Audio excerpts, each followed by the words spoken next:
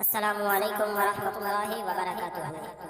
روزانہ بعد از نماز فجر درس قرآن خطیب اہل سنت حضرت علامہ قاری محمد امین حیدری کی آواز میں سننے کے لیے حیدری ٹی وی گجرانوالہ سبسکرائب کریں اور قرآن سے محبت کا ثبوت پیش کریں۔ روزانہ درس قرآن بعد از نماز فجر حیدری ٹی وی گجرانوالہ پر۔ الحمدللہ رب العالمین والعاقبۃ للمتقین والصلاة والسلام علی سید الانبیاء والمرسلین، اما بعد فاعوذ باللہ من الشیطان الرجیم، بسم اللہ الرحمن الرحیم۔ الم تر الی الذین خرجوا من دیارہم وهم الوف حذر الموت فقال لهم اللہ موتوا ثم احیاهم ان اللہ لذو فضل علی الناس ولکن اکثر الناس لا یشکرون۔ صدق اللہ العظیم۔ سورۃ البقرہ آیت نمبر 243 ہے۔ اللہ تعالیٰ فرماتے ہیں، اے محبوب صلی اللہ علیہ وسلم، کیا تم نے نہیں دیکھا انہیں جو اپنے گھروں سے نکلے اور وہ ہزاروں تھے، موت کے ڈر سے؟ تو اللہ نے ان سے فرمایا مر جاؤ، پھر انہیں زندہ فرما دیا۔ بے شک اللہ تعالیٰ لوگوں پر فضل کرنے والا ہے، مگر اکثر لوگ ناشکرے ہیں۔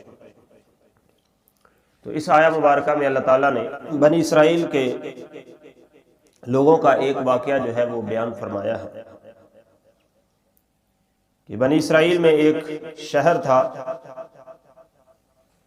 وہاں پر طاعون کی بیماری جو ہے وہ پھیل گئی۔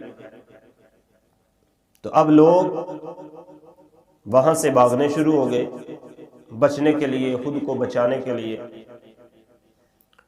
اور وہ کوئی 200-400 نہیں تھے بلکہ ہزاروں کی تعداد میں تھے۔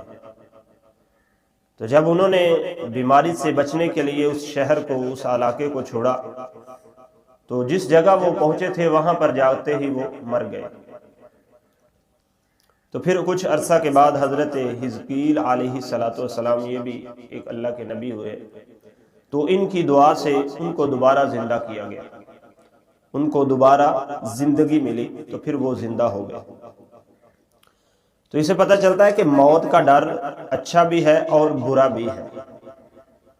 اگر اس ڈر سے انسان گناہوں سے توبہ کرے تو پھر تو اچھا ہے، موت سے ڈرے اور گناہوں کو چھوڑ کر نیک کام کرے پھر تو اچھا ہے، اور اگر اس کی وجہ سے انسان نیک اعمال چھوڑ دے اور گناہوں کی طرف راغب ہو جائے تو یہ برا کام ہے۔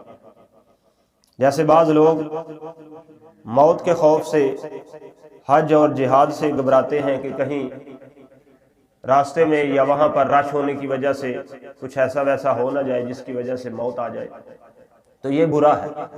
اگر اس سفر میں یا اس جگہ پر جا کر موت آئے تو پھر اس سے بڑی خوش قسمتی کیا ہو سکتی ہے کہ بندہ ایک نیک کام کی طرف چل رہا ہے، حج کے لیے جا رہا ہے، عمرے کے لیے جا رہا ہے۔ تو جو اس طرح کی موت دنیا سے مر کر جائے گا وہ اللہ کی بارگاہ میں شہید لکھا جائے گا، کیونکہ وہ اللہ کی عبادت کے لیے جا رہا ہے۔ تو اس لیے ایسا نہیں ہونا چاہیے۔ تو جو وہ وہاں سے بھاگے تھے ان کا خوف جو تھا وہ دوسری قسم کا تھا، یعنی وہ گناہ بھی کرتے تھے اور موت سے بھی ڈرتے تھے، تو اس لیے ان پر یہ عذاب آیا۔ تو وہ عذاب سے بچنے کے لیے جب بھاگے تو جہاں پر بھاگ کر گئے تھے وہاں پر ہی موت جو ہے وہ آ گئی۔ تو اس سے یہ بھی پتہ چلتا ہے کہ بندہ کچھ بھی کر لے، جو بھی معاملہ کر لے، موت سے نہیں بچ سکتا۔ اس لیے ہمارے نبی رحمت صلی اللہ علیہ وسلم نے فرمایا کہ اگر کسی جگہ پر طاعون کی بیماری آ جائے تو وہاں سے نہ بھاگو، بلکہ اللہ کی بارگاہ میں اپنے گناہوں کی معافی مانگو، اور اگر کوئی دوسرا شخص اس علاقے میں آنا چاہے تو وہ بھی نہ آئے، یعنی جس علاقے میں طاعون کی بیماری ہے نہ وہاں سے کوئی باہر جائے اور نہ باہر سے کوئی وہاں پر آئے۔ جو اندر والے یعنی جو اس شہر اور اس علاقے والے ہیں وہ اپنے گناہوں کی اللہ سے معافی مانگے، تو انشاءاللہ میرا رب ان کو ایک دن ضرور اس مصیبت سے چھٹکارا عطا فرمائے گا۔ آگے اللہ نے فرمایا کہ تو اللہ نے ان سے فرمایا کہ مر جاؤ۔ تو اس سے معلوم ہوا کہ موت سے بچنے کے لیے وبائی مقام سے بھاگنا برا ہے، اور یہ بھی معلوم ہوا کہ اگلے پچھلے سارے واقعات حضور صلی اللہ علیہ وسلم کی نگاہ میں ہیں، کیونکہ یہ واقعہ صدیوں پہلے کا تھا، لیکن فرمایا گیا کیا تم نے نہ دیکھا، یعنی دیکھا ہے، یعنی اللہ کے پیارے حبیب صلی اللہ علیہ وسلم کو اللہ نے پہلے جو واقعات ہو چکے ہیں ان کی خبریں بھی اپنی رحمت سے عطا فرما دی، اور جو بعد میں ہونے والے ہیں ان کی خبریں بھی عطا فرمائی ہیں۔ کئی قرآن میں واقعات ہیں، جتنے سابقہ امتوں کے واقعات ہیں سب اللہ تعالیٰ نے اپنے نبی صلی اللہ علیہ وسلم کو بتا دیے۔ آگے فرمایا پھر انہیں زندہ فرما دیا، بے شک اللہ لوگوں پر فضل کرنے والا ہے۔ تو امام ابن عربی فرماتے ہیں کہ جو موت سزاً ہو اس کے بعد زندہ کیا جاتا ہے، یعنی جو موت سزا کے طور پر ہو۔ اب اس علاقے والے کو جو وہاں سے طاعون کی وجہ سے بھاگے تھے، ان کو جو موت آئی تھی وہ سزا کے طور پر تھی، تو فرماتے کہ جو موت سزا کے طور پر ہو اس کے بعد ان کو زندہ کیا جاتا ہے، اور جو موت قضا ہو اس کے بعد زندہ کرنے کا قانون نہیں، یعنی جو موت جو ہے وہ اللہ کی طرف سے آئے، اللہ کی مرضی سے آئے، اپنی جو اس کی زندگی ہے وہ مکمل ہونے کے بعد آئے تو پھر زندہ نہیں کیا جاتا، جو سزا کے طور پر موت آئے اس کے بعد زندہ کیا جاتا ہے۔